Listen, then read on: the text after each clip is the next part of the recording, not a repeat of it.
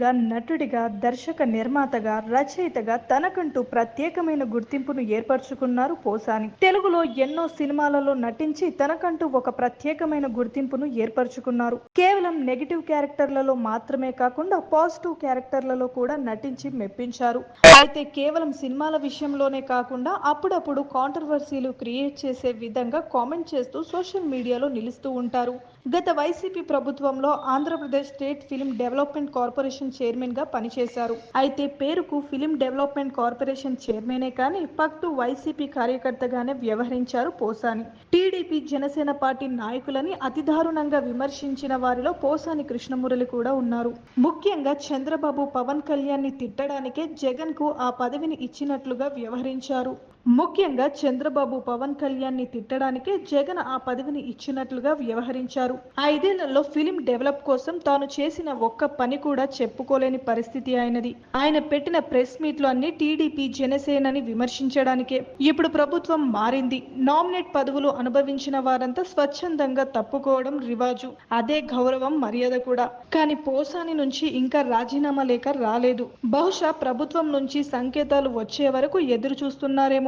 నోరు తెరిస్తే చాలు, నాకు పద్ధతులు తెలుసు, చదువుకున్నాను, ఐఎమ్ వెల్ బిహేవ్డ్ పర్సన్ అని చెప్పుకునే పోసానికి ప్రభుత్వం మారిన తర్వాత నామినేట్ పదవికి రాజీనామా చేయాలనే కామన్ సెన్స్ లేకపోవడం విడ్డూరమే.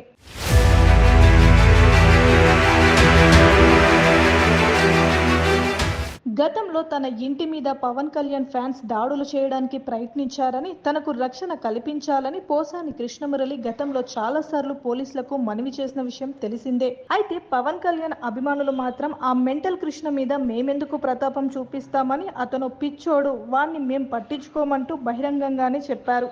అయితే పోసాని కృష్ణమురళి నటుడిగా బిజీ అయిపోయిన తర్వాత పోసాని దగ్గర కథలు, సినిమాలకు డైలాగులు రాపించుకునే డైరెక్టర్లు కరువయ్యారు. జగన్ తనను ఉద్ధరిస్తాడని అనుకున్న పోసాని కృష్ణమురళి పవన్ కళ్యాణ్ తో పెట్టుకొని పెద్ద తప్పు చేశాడని సినీ అభిమానులు అంటున్నారు. ఇక మెగా కుటుంబంలోని హీరోల సినిమాలో పోసాని కృష్ణమురళికి దాదాపు అవకాశాలు రావని సినీ అభిమానులు అంటున్నారు.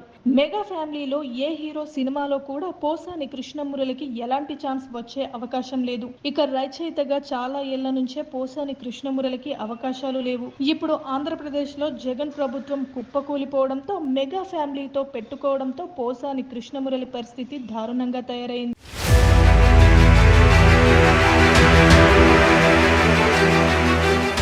ఇటు వైసీపీ నాయకులు దూరం కావడం, సినిమాలో అవకాశాలు వస్తాయో రావో తెలియక పోసాని కృష్ణమురళి సైలెంట్ అయిపోయారని తెలిసింది.